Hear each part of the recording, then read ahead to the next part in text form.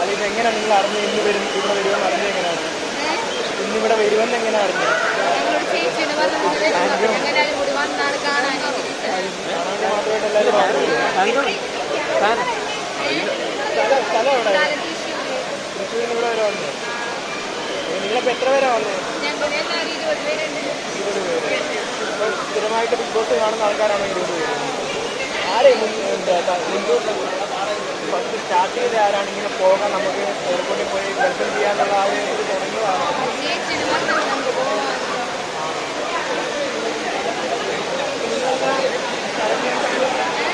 എല്ലാവരും എല്ലാവരും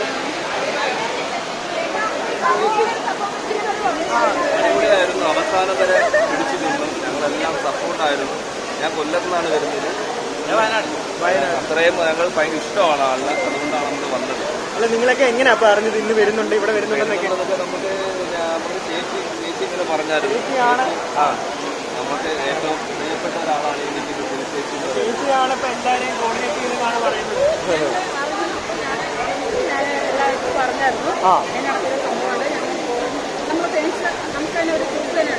ഗ്രൂപ്പ് ഞാൻ സംസാരിച്ചു. എല്ലാവർക്കും പ്ലാൻ ചെയ്തു.